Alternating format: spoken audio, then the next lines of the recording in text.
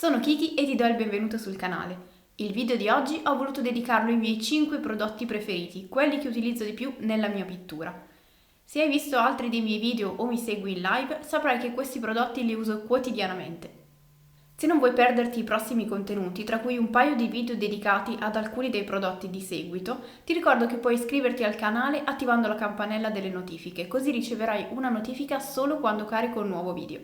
Ma adesso basta chiacchiere e cominciamo subito. Andiamo con ordine dalle basi, quindi partiamo dal primer. Di recente ho dedicato un intero video ai primer e alle differenze di resa e stesura. Se vuoi approfondire l'argomento, trovi il video qui e sotto in descrizione. Nello specifico però, quelli che senza dubbio sono finiti subito nei miei must-have sono i primer Molotov. Sono estremamente semplici da usare e velocizzano di molto il processo del primer, dato che la consistenza leggera li rende perfetti per essere usati direttamente così come sono nel serbatoio dell'aerografo. Il fatto che siano formulati tutti nello stesso modo, nero, così grigio o altri colori, fa sì che sia molto semplice sperimentare con primer colorati, omettendo il passaggio del nero o dello zenitale.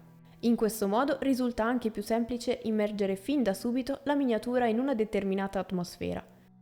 Nell'ultimo periodo, in live, abbiamo visto diversi di questi esempi. Per il modello del nativo americano ho voluto creare una duplice luce, calda frontale e fredda posteriore, proseguendo poi la pittura tenendo fortemente in considerazione l'atmosfera già creata e seguendo come una traccia i colori già abbozzati dal primer. Per quanto riguarda Goddess Izanami di Axis Mundi, modello meraviglioso, ho voluto immergere le figure umane in un'atmosfera fredda e inospitale e per questo ho scelto di partire da un primer verde-bluastro formulato al momento al posto di uno nero, saltando così un passaggio inutile ed evitando di perdere ulteriormente i dettagli sottili di questa miniatura. Per questo li consiglio ormai senza riserve, come primer da dare ad aerografo oppure a pennello, per la loro consistenza già pronta all'uso. In ultimo, ma non per importanza, possono essere usati ovviamente anche come colori nelle fasi successive di pittura per proseguire con il medesimo colore usato come primer e ottenere così una maggiore coerenza cromatica, ma il loro finish satinato me li fa preferire solo come primer. Fatta la base, dobbiamo colorare, quindi ecco il secondo dei miei prodotti preferiti, che in questo caso si tratta di una combinazione. Si tratta infatti di due marche di colori, ovvero AK terza generazione e Chimera Colors. Ho voluto collocare queste due marche di colori insieme perché secondo me coprono un ampio spettro di esigenze e utilizzi. Iniziamo dai colori AK terza generazione. Sicuramente me li avrai visti usare molto nei video degli ultimi mesi. Sono colori di ottima qualità, molto pigmentati e formulati per essere estremamente coprenti. A catalogo dispongono di molte tonalità già formulate, da quelle meno recenti dedicate al modellismo militare con tonalità meno sature a quelle più brillanti e vivaci. I set sono veramente favolosi, ben assortiti e con colori che realmente si utilizzano. I più consigliati sicuramente Human Flesh Tone, dedicato allo skin tone, Gold e Silver No Metallic Metal e Intense, ovvero i colori più puri e primari disponibili a catalogo.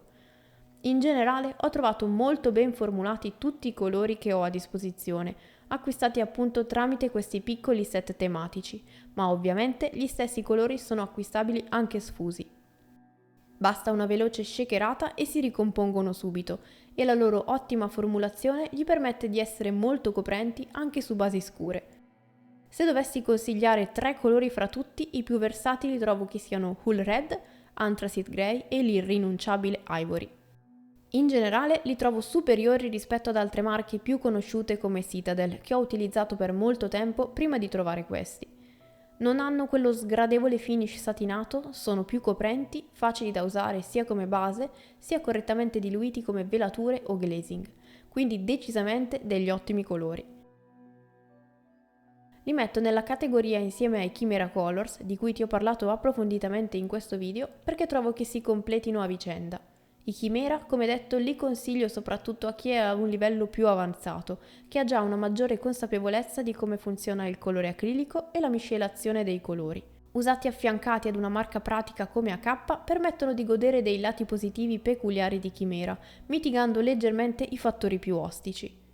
La loro saturazione, data da pigmenti puri di cui sono composti, è assolutamente impareggiabile e permette di intensificare qualsiasi colore. Insomma, a mio parere un'ottima integrazione per chi vuole colori un pochino più complessi da utilizzare, ma che con le giuste accortezze danno grandi soddisfazioni. A breve usciranno 2 video dedicati a questi colori, o meglio uno tutto sui colori AK e uno sui Chimera Signature, i 2 set di cui non ho parlato nel precedente video. Passiamo ora ad un altro strumento spesso sottovalutato perché ritenuto troppo artistico per la pittura delle miniature, ma a mio parere davvero necessario. Sto parlando della ruota dei colori. Fondamentale per trovare i giusti accostamenti cromatici, ma anche per comprendere meglio il funzionamento dei colori stessi.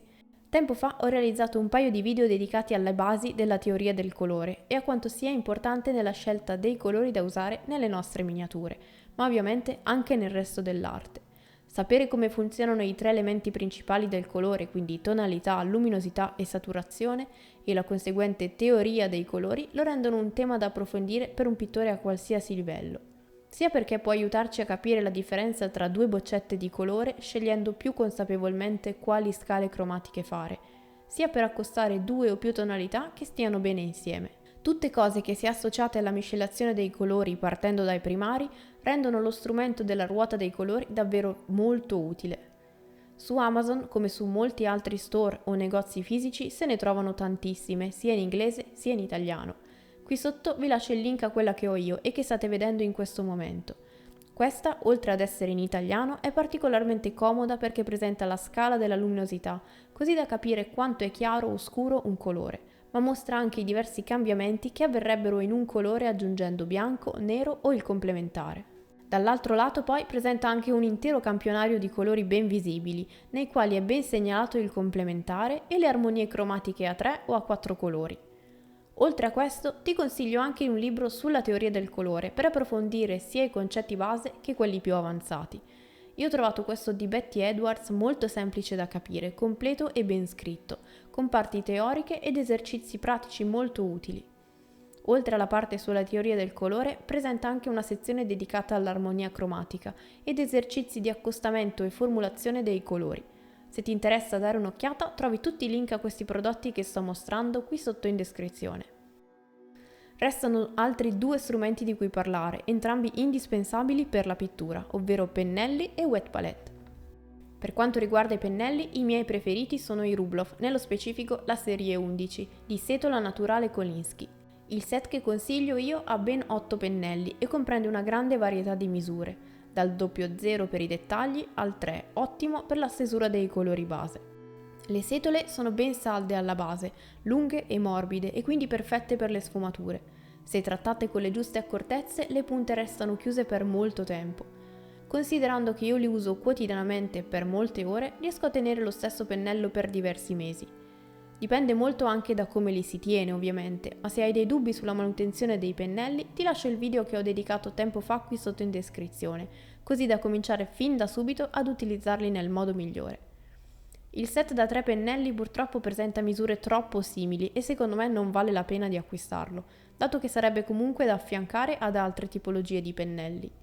In ogni caso sconsiglio sempre di utilizzarli per shade o colori metallizzati, così come per il dry brush ovviamente, dato che sono prodotti e tecniche molto aggressive nei confronti delle setole.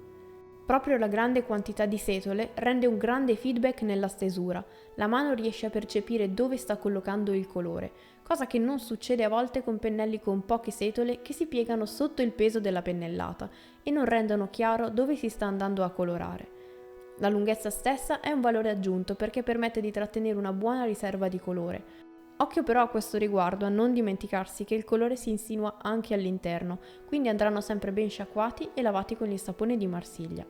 Ultimo punto a favore è sicuramente il costo contenuto, fattore al quale non mi piace dare troppa importanza se il prodotto dall'altra parte è di ottima qualità, ma siccome mi è capitato di provare pennelli che costavano anche 12 euro o più al pezzo, che si sono rivelati poi di qualità inferiore, è giusto notare come questi Rubloff stiano sotto ai 5 euro al pezzo, avendo però un'ottima qualità.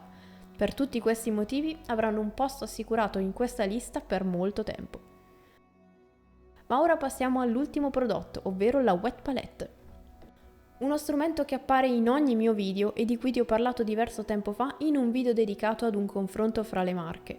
Tra quelle che ho provato è proprio quella Red Grass Games ad averla spuntata per la qualità migliore della spugna e la buona fattura di confezione e chiusura. Nei prossimi mesi ne uscirà una nuova versione leggermente più grande, preordinabile sul sito e uscita tramite Kickstarter, che potrà essere utilizzata con le membrane lavabili molto diverse a livello di resa e tenuta del colore. Ma quella base è comoda da usare e tiene bene i colori. Per dipingere miniature io ritengo indispensabile l'uso della wet palette, dato che permette di mantenere più a lungo il colore per chi ha magari difficoltà a ricreare la stessa miscela o semplicemente vuole mantenerlo fresco durante tutta la sessione di pittura e le successive.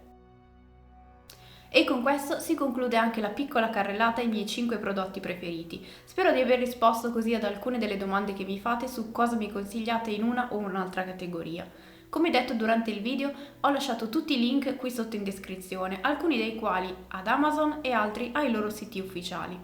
Per quanto riguarda i link Amazon, sono link affiliato, quindi in caso voleste acquistare qualcosa partendo da quel link, perché magari vi sembra utile per le vostre esigenze, sappiate che mi arriverà una piccolissima percentuale, qualche centesimo, che a voi non farà spendere nulla in più, ma che mi aiuterà a sostenere il canale e il progetto. Quindi in caso voleste farlo non posso fare altro che ringraziarvi, ma ci tengo a precisare che sono prodotti che realmente utilizzo e preferisco e se mi seguite sicuramente già lo sapete. Per il resto non posso fare altro che ringraziarvi di aver visto il video fino alla fine. Se avete dubbi, domande o delle esperienze da condividere riguardo a questi prodotti, mi raccomando lasciatele nei commenti così che siano utili a tutta la community. Per il resto io vi do appuntamento al prossimo video e fino ad allora siate creativi!